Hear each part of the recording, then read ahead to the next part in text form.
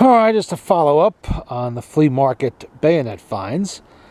As you can see, I have cleaned up the bayonet. This is the model 1892/16, 1916 bayonet for the Berthier, French Berthier carbine, which you see right here. This is model 1916. No, probably shouldn't have it upside down, but there we go. You see a little better there. The rifle, I believe, was dated 1917 under the wood line. I don't feel like taking the wood off to remember to find out for sure, but there's the bayonet. It's all cleaned up, or as much as I'm going to clean it, and it is mounted on there. Nice secure mount. It's a nicer bayonet than was used on the Lebel and the Berthier rifles, which was basically just a cruciform spike bayonet, not much else.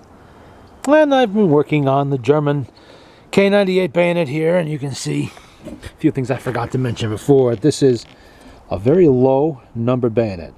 Number 49, 1939, Epack & Sons. Look at that blade. Really nice blade on this one. And it has a matching scabbard. There you go, 49. And should be able to see on the back the actual hold date on that one. Come on, focus, focus. 1939. You can see it there, close enough. And I got the other two over there. They're cleaned up too, and it wasn't much. A little bit of crud on them. I'm not going to go crazy on them because I really don't need that. This is actually one of the Berthier carbines that I shoot regularly. Manufacture my own ammo for this one. It's 8mm Lebel. It is matching except for the bolt, which is not uncommon with these. The need for rifles was so great by 1916, 1917 that the battlefields were being combed for damaged rifles or whatever they could find, and they were simply taking them apart, reassembling them, using whatever good parts there were to build whole rifles again. So often you see ones that have mismatched numbers. You can look at the blade.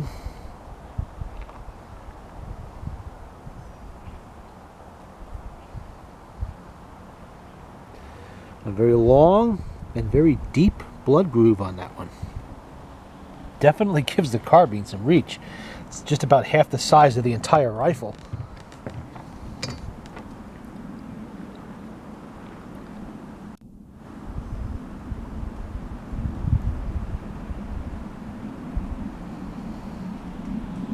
And it does not appear to have been buggered up.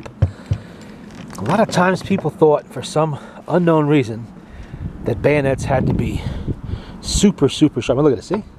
That's not sharp at all. That's never been sharpened. It is pointy, yes, but it's not sharpened. You don't want a sharp bayonet, because if you jam that into somebody and you get it stuck in the bone, you're not getting it out too easy. But if the blade is dull, it'll go in. Because of this, the pointy part right there, it'll go in, but it'll come out again, and that's the point.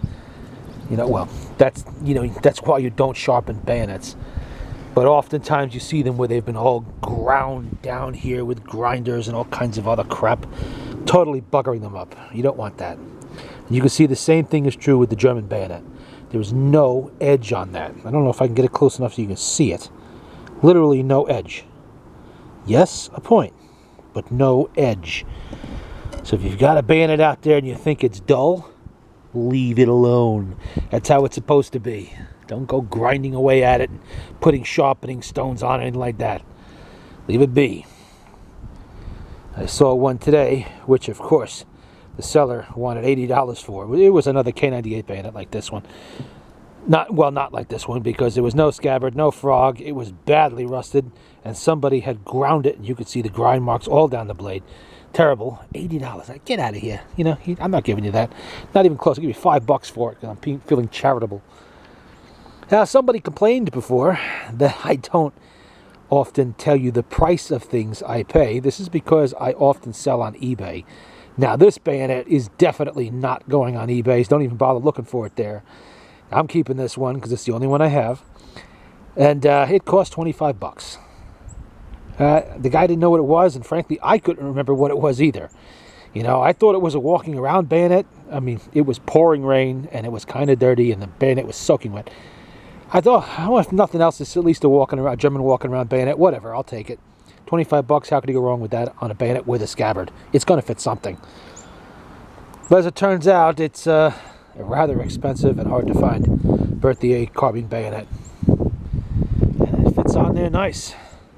That'll make a really nice display on a wall if I want to. And we've gone over the part about the grinding. Yeah, here's the other one. See, I've done a little cleanup on that one too. And that's the German Berthier 98 bayonet. Let's see if this one is sharpened. I don't think it is. It's a little hard to get out of the scabbard one-handed. There we go. No, not really. Nope, that's dull. Nice and dull. That hasn't been sharpened either. Good. I like to see that.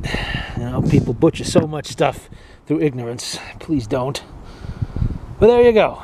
There's the bayonet mounted, fully functional. I had to dig the dirt out of the catch and de-rust it and get it freed up. That's what the plastic hammer is for. That's another thing. Don't smash bayonets with hammers unless they're soft rawhide or plastic, and take extreme care because those are very, very delicate wooden grips on there. They're over a century and more than a century old. You don't want to crack them because they cannot be replaced. Not easily anyway. So be very careful with a stuck catch on a bayonet. Oil it up with penetrating oil, let it sit. I had this sitting almost 3 hours. Let it sit, and then gently tap it with a plastic hammer or a rawhide hammer, maybe a wooden one. Never a metal or brass one. Not on a bayonet like this, because you will break something or ding up the metal. You don't want to do that. Always take your time, work slow, and think things through when you're working on antiques. You do that, and you won't have any reason to be sorry. Too many times people are. They bugger up screws because they don't use the proper screwdrivers. They get things stuck in the barrel because they use the wrong kind of cleaning apparatus to clean the barrel out. All kinds of things that I see, and, you know, I cringe when I see it. But what are you going to do?